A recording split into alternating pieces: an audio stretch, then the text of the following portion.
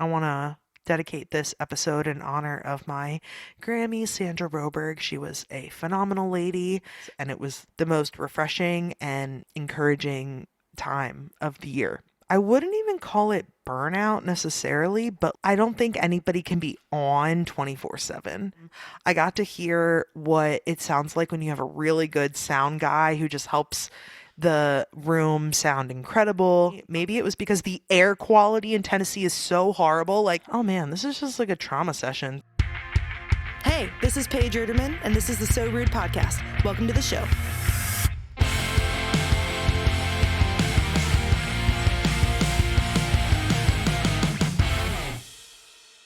This episode is sponsored by Working Order Guitars, your go-to for expert guitar repair, maintenance, and custom work in Nashville. Keep your instrument in peak condition and ready for the stage or the studio by visiting Working Order Guitars. And now, back to the show. Hey everyone, this is Paige Erderman, and welcome back to the So Rude podcast.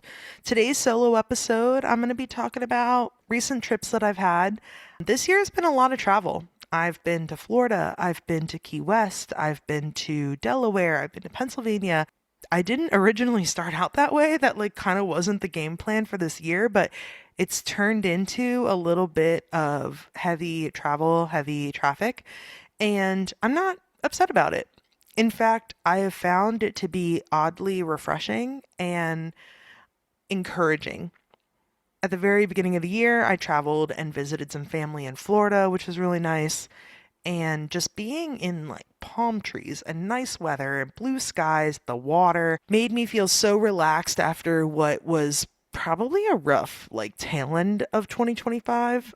2025 in general was just a rough year, and it got better towards the end, but I think it was very clear to me and maybe people around me that I kind of needed a break. I just needed a little bit of distance. I wouldn't even call it burnout necessarily, but I don't think anybody can be on 24/7. And so taking a break, spending time with my family, my brother, other people in our circle, it was really nice. It was an opportunity to do no music. I didn't songwrite, I didn't podcast, I didn't nothing. I literally went to the beach, went to the water, read books, and it was the most refreshing and encouraging time of the year. And then coming back to Nashville, I was really refreshed. One of the first songs I wrote when I got back, I don't know when this episode's going out, so I don't want to say anything too prematurely, but that turned out to be a fantastic way to kickstart coming back to Nashville and writing. And it just gave me so many ideas. I have a list of ideas that is longer than I've ever had of things I'm so excited about, really cool, phrases or topics or concepts. And I haven't even found an opportunity to write them all. And I'm still adding to it, which is really exciting. And I'd rather be someone with way too many ideas than no ideas at all. But this is a genuine question for other songwriters out there. If you're listening to this, I'm genuinely curious if you have ideas that you are so excited about and you're like, this is such a creative concept. I haven't heard it done this way, or this is a really cool way to flip this on its head, and they are not being chosen in the room, or maybe you just haven't had enough rights to kind of work through that list. What do you do? Are you writing them by yourself? Are you seeking people out specifically to write these ideas? Because I don't want to just bring an idea to a room. I think we've all had this experience where it's a really good idea, but it wasn't in the right room and it flopped, or you weren't able to accomplish what you set out for, kind of the value in what this could be.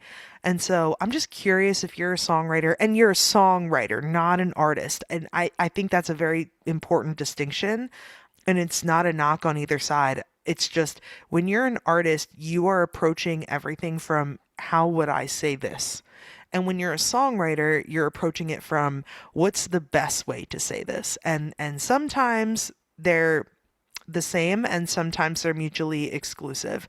And so if you are a songwriter, not an artist, with a really cool idea and it hasn't been the idea picked in the room, or you just haven't had enough rooms to share it, are you writing it alone? I'm genuinely curious because Some of my favorite songs I've ever written, I've written with other people. And so I don't want to like lose the idea by writing it solo, but I also don't want to waste the idea by bringing it to the wrong room. So I'm kind of in this no man's land with like so many topics and so many ideas that make me so excited. So if you have an answer for that, please respond and let me know. Another thing I did this year as part of like my constant piece of travel is I went to the Key West Songwriters Festival. So if you haven't been there before, or maybe you didn't know, every year BMI, which is a PRO, has this Key West Songwriters Festival. This year was the 30th anniversary of it. It was really cool. I have seen other people share pictures or stories or posts about it before, and I always had a lot of FOMO. I think there was some pros and there was some cons about attending, and things that I hope that if I go back again in the future could be different. So in that way, it was really cool. I got to play some shows, which was awesome. I got to hear what it sounds like when you have a really good sound guy who just helps the room sound incredible. So shout out the Tiki House for that. The sound guy there was amazing, at least the day I played at the time I played. Sadly, I had learned in the smack dab middle of that trip that like my grandma had passed away, which was kind of sad. It put a damper on it. It had put a damper on what was already a good learning experience trip. It kind of just set the tone or the mood for kind of the tail end, and there's no kind of helping that. It creates a lot of like reflection moments, but I'm still glad I went. Something to check off the list. And then finally, I ended up traveling back for my grandma's funeral, which is what led me to Delaware and the Pennsylvania area. It was kind of really beautiful. I attended her funeral, which I frankly thought it was just going to be like the immediate family. So, like me and my family, and then my cousins and aunt and uncle, and that was going to be it. But we had so many people come out, these beautiful relationships and memories that had existed predating me. And that was kind of like a really interesting reflection moment of, I have memories with my Grammy, and my parents have memories with my Grammy, but also like my parents' friends, or like childhood friends or neighborhood friends, or all these people that got to know her and were part of her life, and vice versa. She was part of theirs for many years. It was just so interesting to see that change of perspective. And it was just a beautiful time to reflect on like memories and things and growing up. I want to dedicate this episode in honor of my Grammy, Sandra Roberg. She was a phenomenal lady. She was a school teacher. She was the biggest Eagles fan you could ever imagine. She loved Philadelphia sports. She was just the kindest, most heartwarming, like welcoming person, giving, friendly, um, anything good I could potentially even say about myself as far as like a trait I got from her. So she was just a really special lady.